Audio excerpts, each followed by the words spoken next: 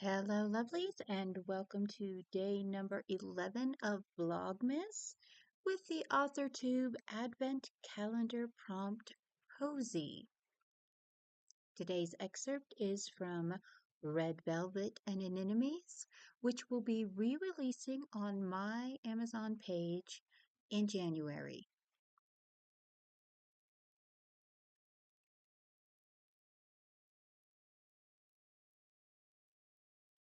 Camille smiled sympathetically. Sorry for your divorce and loss. I know things are painful, but you're not alone, and if you ever need someone to talk to. Millie felt her chin tremble and tears burned in her eyes for the 100th time since she left Las Vegas. But she refused to cry because of the pain of Marnie's betrayal, even though it burned like a fever. Thank you, Camille. So, let me show you what we have set up for you. Grandma Doreen and Miss Elizabeth have had us all working night and day to get this ready.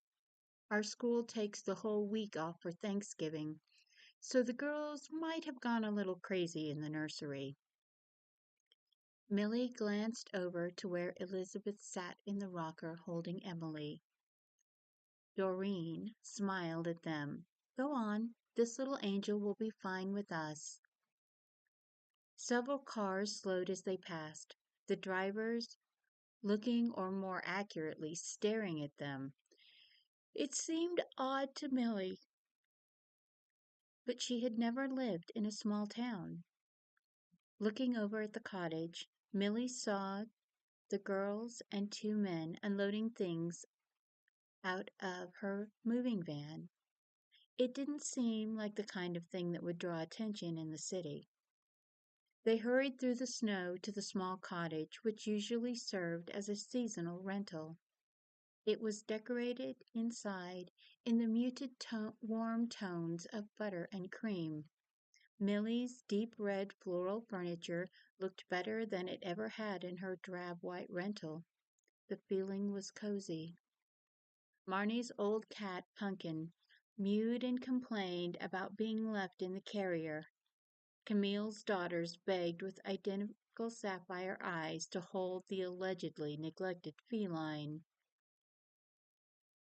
while Camille showed her around the small house. The bedroom was Spartan. Millie remembered she needed to buy a new bed. A large man who resembled Camille looked up from setting down a box labeled clothes. Ma'am. Beau, this is Millie Haywood, Miss Elizabeth's niece. Can you bring in the bed and we'll set it up in the bedroom? Millie turned to about 3 shades of red in humiliation and suppressed anger before she stammered, I don't have one. They looked at her quietly as she blurted out in a rush, I need to buy a new one. My ex cheated on me in our bed. I I couldn't keep it. Millie nodded. Camille nodded solemnly, offering, I'm afraid nothing will be open tomorrow, but if you are willing to brave the Black Friday crowds, I can take you to the city on the day after tomorrow. Millie smiled warmly. Marnie loved Black Friday.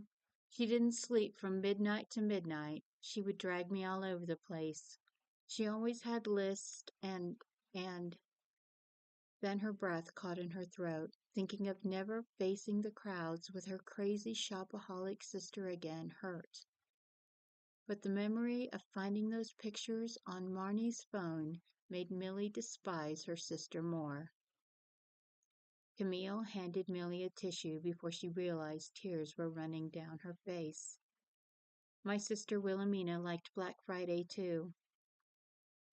You women are insane. Beau's voice rumbled deep in his chest. Ain't no shoes worth all that craziness. Now, maybe a 72-inch flat screen, but that's only if the Broncos are headed to the Super Bowl. Camille and Millie burst out laughing at his statement. It was such a guy thing to say. And that's Millie moving into her new cottage in Pagosa Cliffs in Red Velvet and Anemone. Thank you for listening to Vlogmas day number 11 using the Authortube Advent Calendar prompt cozy.